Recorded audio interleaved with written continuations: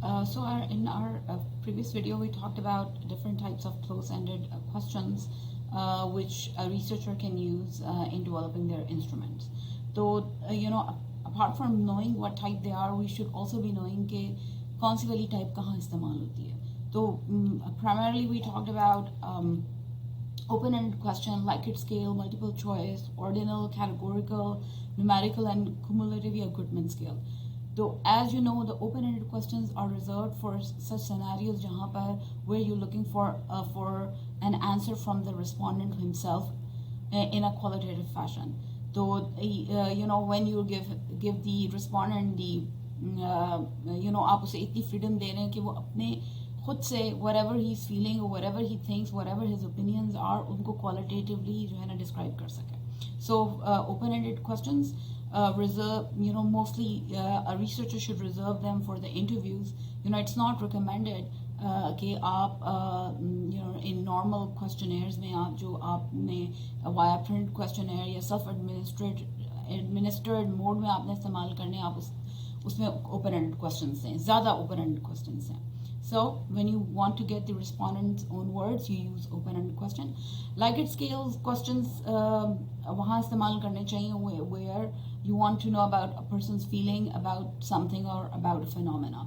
और वो feelings किन responses के answers क्या होने चाहिए, that should be based on a feeling that is that is gauged on two opposite extremes, opposite या उनकी दो extreme. For example, agreement जो scale है Likert scale है, that can range from I strongly agree, one opposite extreme, I strongly disagree, the other opposite extreme, and then neutral in the middle. So when you have want to know about somebody's feelings, so there you use a Likert scale. इसी तरह multiple choice questions वहाँ researcher को इस्तेमाल करने चाहिए when you have finite group number of options available, and if through that finite number of options multiple options apply to the respondent और वो उनको आंसर कर सकता है. The ordinal questions वहाँ इस्तेमाल होते हैं जहाँ पर researcher wants कि उसको जो है relationship with the other things उनकी रेटिंग का पता चल सके. Maybe you need to know कौन सा factor ज़्यादा important है from a list of factors while considering a particular phenomena. So there you use ordinal questions. Categorical questions, as the name shows, वहाँ इस्तेमाल करने चाहिए when you have finite number of categories और respondent जो है वो किसी एक category में जो है ना exclusively fall करे. Numerical questions are used where when you expect large surveys, where you want to carry out large surveys, or उसके अंदर जो answers and they are like a real number, maybe your age or maybe number of months or number of years of education. There you can use numerical questions. इसी तरह cumulative या Goodman जो scale है, as previously discussed in the last video, that is normally to gauge feelings about controversial topics. Apart from the questions which are shown here on the screen, there are certain other types of questions जो कि एक researcher इस्तेमाल कर सकता है in carrying out their survey-based research. Or they not necessarily related to the phenomena at hand that he or she is measuring, but they are more to do with the navigational purposes या फिर for filtering out of responses. तो उन सवालात को हम लोग contingency questions कहते हैं. So contingency questions can be any of the styles to previously discussed, and they could be an open-ended question, or they could be a Likert scale, or they could be a yes or no question, और ज़्यादातर इस्तेमाल होते हैं where you want respondents to be filtered out based on their response. और सवालात ऐसे pose किए जाते हैं in some scenarios जो contingency questions हैं where you want respondent to be directed to other questions in the survey.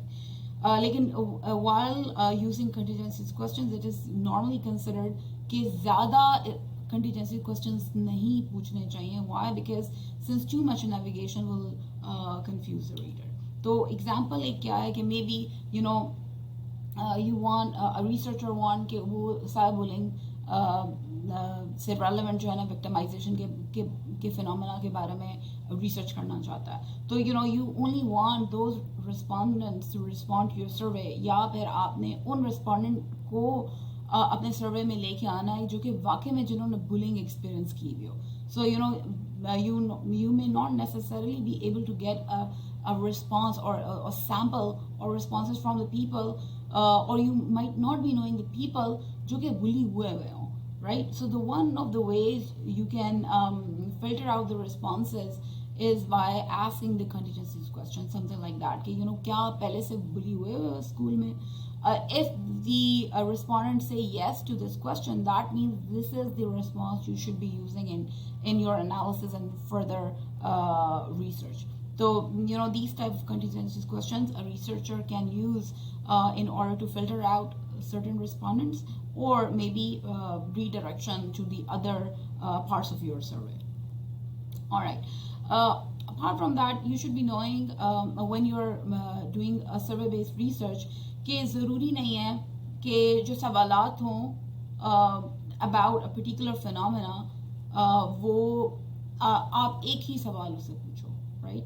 Like I told you previously, in some of the cases, especially when it comes to the people's behavior, people's opinion, people characteristic, तो वो phenomena directly measure करना बहुत मुश्किल होता है. We don't have gauges or scales to measure that directly. So what do we do as a researcher कि हम उनको indirectly measure करते हैं? And I gave you the example of happiness. Happiness you cannot measure directly. Yes, you can measure by asking different indirect questions from the respondent. So normally जो इस तरह के concepts होते हैं, they are really difficult to measure.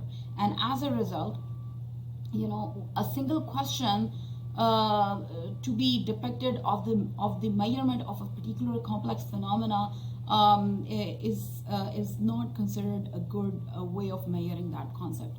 So in that case, a single self-standing question जो है ना in survey-based research, it's not recommended.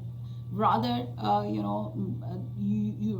the researchers are asked एक ही phenomena से relevant जो है ना वो multiple questions ask करें, because sometimes what happens is in surveys you might come across unreliability. So normally there are two types of unreliability in a survey, and that is when people do not understand the question properly, or they make mistake in their responses, or maybe a respondent answers to a question differently at one point in time, but maybe at a second point in time or a third point in time his response changes totally differently. So ये दो reliabilities को handle करने के लिए it's always considered कि indirect जो complex phenomena उसके अंदर indirect questions जो है वो एक ना पूछा जाए, बल्कि rather you ask multiple questions in order to gauge that phenomena. And that brings us to the concept of summated rating scales. तो summated rating scales क्या होते हैं, where same concept या उसकी concept की dimension को हम लोग measure करने के लिए दो या दो से ज़्यादा जो है items या questions इस्तेमाल करते हैं.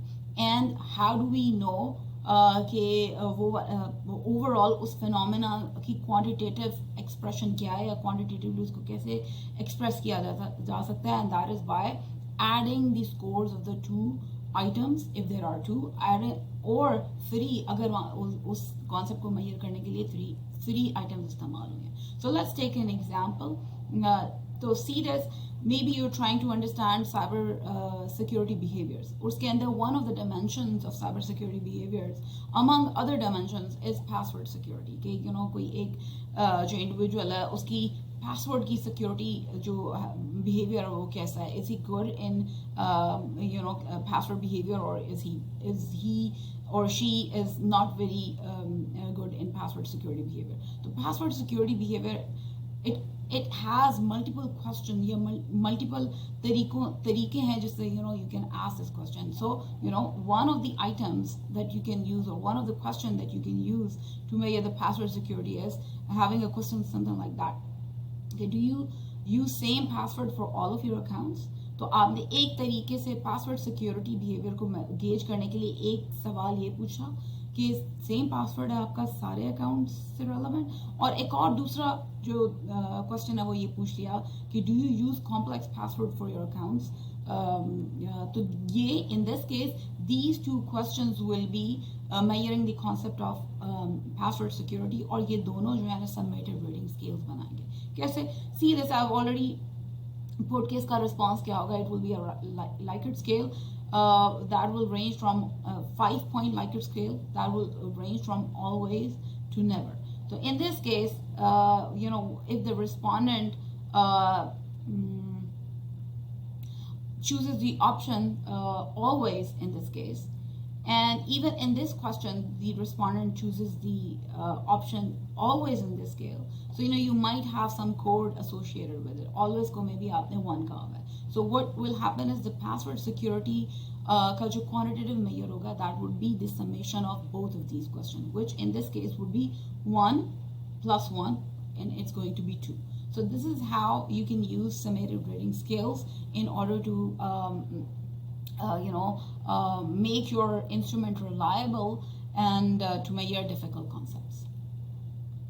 So having multiple items improves reliability by reducing the chance of respondent making an error in the response and increase the precision with which a concept is measured. तो एक ही चीज को अगर आप मल्टीपल क्वेश्चंस के थ्रू आप major कर रहे हैं तो इससे आपकी प्रिसीजन जो है ना ऑफ मेजरमेंट इंक्रीज होती है. You can say that it is similar to having multiple readings when you are doing some some physics experiments. If you can recall कि matriculation में या आपके FSC में अगर if you had physics or chemistry subjects जो आपने रखे हुए थे, तो you were always asked कि आपने जब भी अपना experiment perform करना है तो at least 3 readings लेनी है. Why? Because those 3 readings जो measurement errors हैं उनको reduce करती है by increasing the precision of the concept measured or the phenomena measured.